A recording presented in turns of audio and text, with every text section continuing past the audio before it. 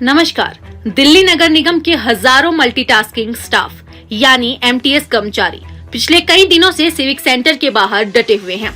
29 सितंबर से जारी ये हड़ताल अब नगर निगम प्रशासन की लापरवाही के खिलाफ एक बड़ा जन आंदोलन बनती जा रही है। लेकिन सबसे बड़ा सवाल ये है, क्या एमसीडी ने हड़ताली कर्मचारियों से किया वादा तोड़ दिया है? क्योंकि 14 अक्टूबर को हुई निगम सदन की बैठक में जो ऐलान हुआ था उसका आज तक अमल नहीं हुआ है। दरअसल 14 अक्टूबर को महापौर ने निगम सदन में घोषणा की थी कि एमटीएस कर्मचारियों की सभी मांगों की जांच और समाधान के लिए 9 सदस्यीय कमेटी गठित की जाएगी।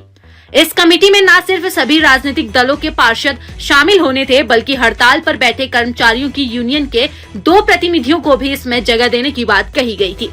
महापौर ने कहा था कमेटी 24 घंटे के अंदर रिपोर्ट देगी, यानी 15 अक्टूबर की शाम तक एमसीडी के पास कोई ठोस फैसला होना चाहिए था। लेकिन 50 घंटे बीत जाने के बाद भी ना तो कमेटी बनी और ना ही कोई रिपोर्ट आई। महापौर का ऐलान अब बस एक राजनीतिक बयान बनकर रह गया है। धरने पर बैठे कर्मचारी कह रहे हैं, हमें सदन के फैसले की जानकारी तो है, लेकिन कोई आधिकारिक सूचना नहीं मिली। कर्मचारी हर घंटे उम्मीद कर रहे थे सिविक सेंटर से कोई अधिकारी आएगा, लेकिन 14 अक्टूबर की शाम से लेकर अब तक सन्नाटा छाया हुआ है। एमटीएस कर्मचारियों का कहना है कि वे खुद को ठगा हुआ महसूस कर रहे हैं। उनका कहना है, अगर सदन में कोई फैसला होता है और उस पर अमल नहीं होता तो जनता और कर्मचारियों का निगम से भरोसा कैसे बचेगा। अब हड़ताली कर्मचारियों ने तय किया है कि अगर 1-2 दिन में कोई ठोस कदम नहीं उठाया गया तो वे अपना आंदोलन और तेज करेंगे। कर्मचारियों की समान काम के लिए समान वेतन, स्थायी नियुक्ति और नौकरी की सुरक्षा, मेडिकल लीव और अनुकंपा नियुक्ति का अधिकार, वर्षों से लंबित एरियर और भत्तों का भुगतान की मांग है। एमटीएस यूनियन का कहना है कि ये मांगे नई नहीं है, बल्कि पिछले कई वर्षों से निगम प्रशासन से वादे किए जाते रहे हैं, लेकिन अमल कभी नहीं हुआ। सबसे अहम बात, एमसीडी प्रशासन या महापौर कार्यालय की ओर से अब तक कोई आधिकारिक बयान नहीं आया है कि कमेटी का गठन क्यों नहीं हुआ। क्या कमेटी के नामों पर सहमति नहीं बन सकी या फिर ये मामला राजनीतिक खींचतान में अटक गया है? इन सवालों के जवाब सिर्फ एमसीडी ही दे सकती है, लेकिन फिलहाल उसकी तरफ से पूर्ण चुप्पी है। इस हड़ताल का असर अब सड़कों पर दिखने लगा है। दिल्ली के नागरिक अब सवाल पूछ रहे हैं, अगर एमसीडी अपने कर्मचारियों से किए वादे पूरे नहीं कर पा रही है तो जनता से वादे कैसे निभाएगी? सवाल साफ है, क्या एमसीडी अपने ही सदन में किए फैसले को भूल गई है? क्या ये प्रशासनिक लापरवाही नहीं बल्कि विश्वासघात है? कर्मचारी अब कहते हैं, अगर सुनवाई नहीं हुई तो हम आवाज और बुलंद करेंगे। आने वाले 24 घंटे एमसीडी के लिए अहम है।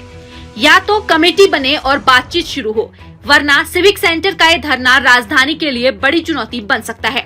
अगर आप भी दिल्ली एमसीडी कर्मचारियों के इस संघर्ष को समझना चाहते हैं तो चैनल को सब्सक्राइब करें, वीडियो को लाइक करें और कमेंट में बताएं, क्या एमसीडी ने कर्मचारियों से वादा तोड़ा है?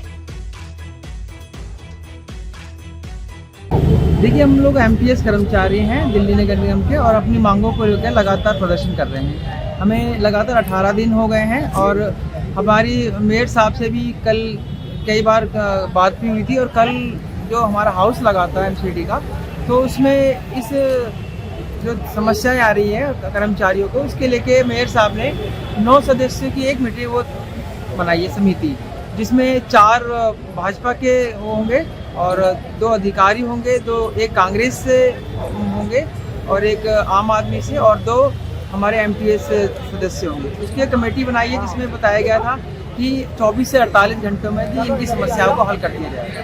वो 48 घंटे भी आज 3 बजे तक पूरे हो जाएंगे, लेकिन अभी तक ऊपर से हमारे लिए किसी प्रकार का कोई बुलावा या भी कोई इस बारे में कोई वार्ता होगी है, इस बारे में कोई बात नहीं हुई। कल ही एमसीडी ने द्वारका कोर्ट में एक पिटीशन लगाई थी कि ये जो कर्मचारी हैं यूनियन के नाम पे गलत तरीके से अपना रोष व्यक्त कर रहे हैं और धरना प्रदर्शन कर रहे हैं, जबकि दिल्ली में डेंगू मलेरिया काफ़ी तेज़ी से फैल रहा है। तो हमें बुलाया गया था, तो हमारा प्रतिनिधिमंडल गया था द्वारका कोर्ट में, तो वहाँ पर आयुक्त महोदय से सामने बात की कि भाई समस्या क्या है।